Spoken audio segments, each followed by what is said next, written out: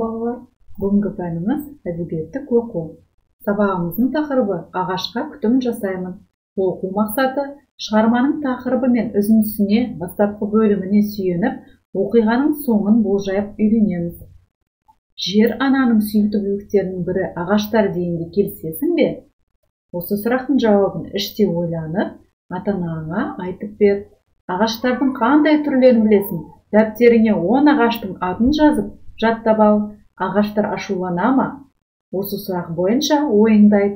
Ағаштардың да кейде ашуға булығып, өздеріне зиян тигізген балаларға шара қолданатындығы жайлы Бердібек Соқпақбаевтың «Ағаштар неге ашуланды» деген мәтінін оқып білуімізге болады. Ал енді балалар, жазушы Бердібек Соқпақбаев атамыз жайлы мәліметті мына төмендегі сілтеме арқылы көре аламыз. Тәнекей, қойып көрейікші.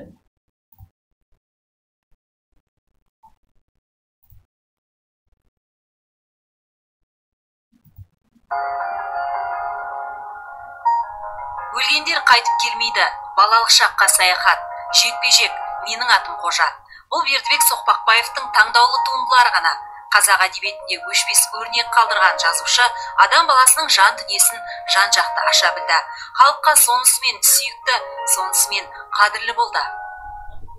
Менің атым Қожа тұрғанда, балалық шаққа саяхат тұрғанда, оны оқып рахаттанғанда барлық адам мойындайды, балалар әдебиетінің классик екенін.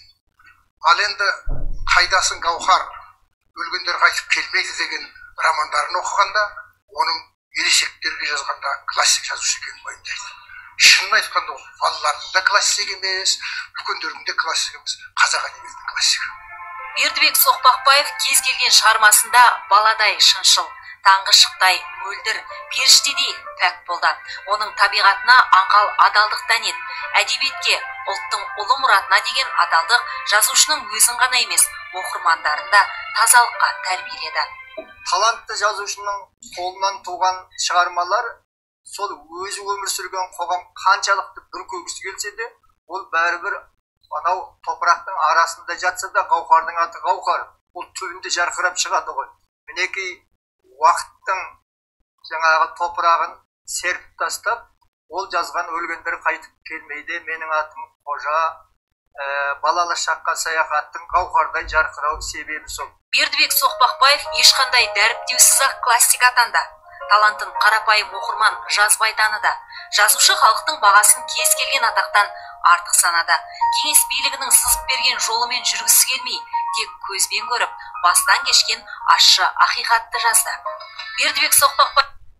Ал енді балалар, міне қысқаша мәлімет алдық біз, Бердібек Соқпақбаев жайлы. Енді сабағымызға оралайық. Әдебиеттік оқулығымызды ашып, 76-77 беттегі Бердібек Соқпақбаевтың «Ағаштар неге ашуланды» деген мәтінін қазір оқып көрейік. Ол үшін мына видео сілтемеге назар аударамыз.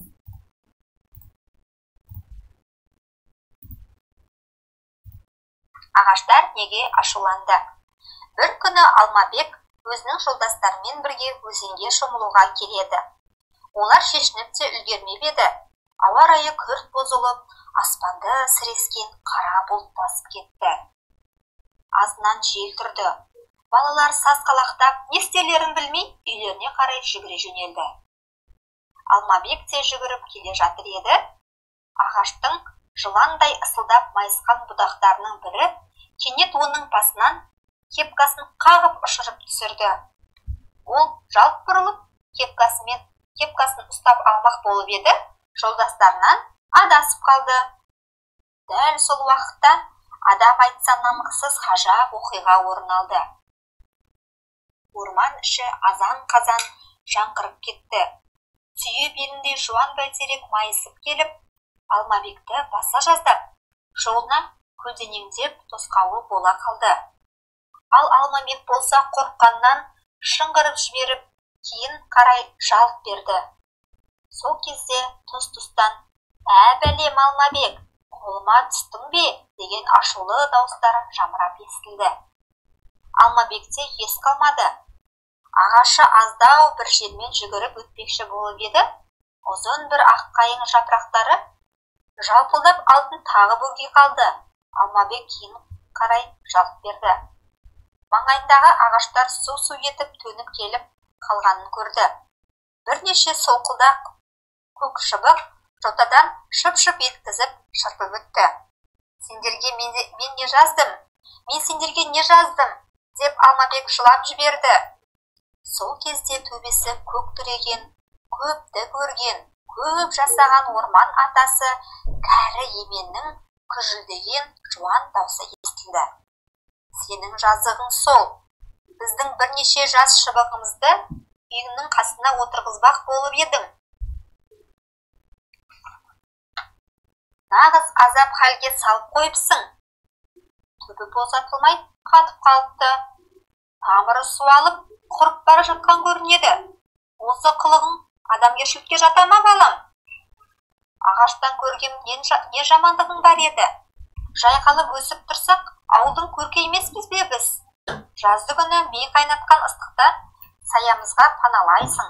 Қысты күні азнаған бораннан қорғаймыз. Астыңдағы орындығың мен үстелің де қалам қағазыңа дейін ағаштан істеледі. Үйге қабырға болып та қаланамыз. Сен осыны неге түсінбейсің? Неге бізді бағаламайсың? Деді қарт емен. Істің мән жайы Алмабекке әбден түсінікті болды. Ол былай деді. Кешіріңіздер, кешіре көріңіздер, деді Алмабек. Кешіруге болмайды, деп солқылдақ көк шыбық тағы да төніп қалып еді. Қарт емен оны бұтағымен қағып жіберіп тоқтатты. Жә, шошаңдама, тұр былай, бала сөзін айтып болсын, деді. Кешіріңіздер, мен отырғызған ағаштарымды бүгіннен бастап мәпелеп күтуге уәде беремін, деді Алмабек жыламсырап. Жарайды, деді қарт емен. Олай болса, бар үйіңе, біз сені кешіреміз, деді. Әне, балалар, көрдіңдер ме? Ағашқа күтім жасау әркімнің парызы. Иә, балалар. Сабағымызға ораламыз.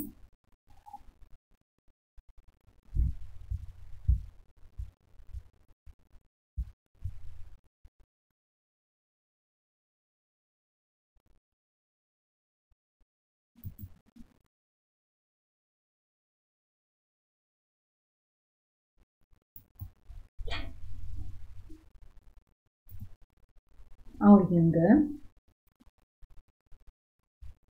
түсініп оқимыз. Үйде тағы да бір рет ағаштар неге ашуланды? Бердібек Соқпақбаевтың бұл туындысын. Енді төмендегі сұрақтарға ауызша жауап беріп, мәтін мазмұнын есіне сақтаймыз. Оқиға жылдың қай мезгілінде басталыпты, балалар? Мектепте қандай науқан басталды? Алмабектің бұл науқанға көзқарасы қандай болды? Алмабек қандай шыбықтар отырғызды? Оның отырғызған шыбықтары жазда қандай жағдайда болды? Ағаштардың мүшкіл халін орман ағаштары қайдан білді? Осыны біз мына мәтіннен білеміз. Балалар? Енді сіздерге тапсырма. Оқыған мәтін үзіндісін асықпай ойша өзіңе мазмұндап айтып шық. Осы оқиға желісін өз қиялыңмен жалғастыруға тырыс. Ол үшін мәтіннің тақырыбы мен өзің оқыған үзіндісін негізге ал. Қиялыңда өз болжамдарың мен оқиғаны жалғастырып, әңгімелеп айтып бер де, оқиғаның сен аяқтаған желісін төмендегі кестеге жазып қой. Мына кесте бойынша мәтін мазмұнын есімізге түсіреміз, тақырып мен мәтін үзіндісін негізге алып, мәтіннің қалай аяқталатындығын болжаймыз, өз болжамымызды мына кестеге жазамыз. Енді балалар, сіздерге үй тапсырмасы. Осы оқылған мәтін мазмұнын әңгімелеп, видеоға түсіріп жібересіз. Google Classroom платформасынан. Екінші тапсырма, Алмабектің орнында болсам, мен не істер едім деген тақырыпқа ой толғаңыз, эссе жазамыз, балалар? Ал енді балалар, бүгінгі әдебиеттік оқу сабағында нені үйрендік? Мынау бағалау ағашы бойынша белгілеп өтейік. Қызыл алма көп нәрсе үйрендім. Жасыл алма маған ұнады. Сары алма Маған әлі үйрену керек. Осымен сабағымыз тамам. Назарларыңызға рахмет. Сау болыңыздар.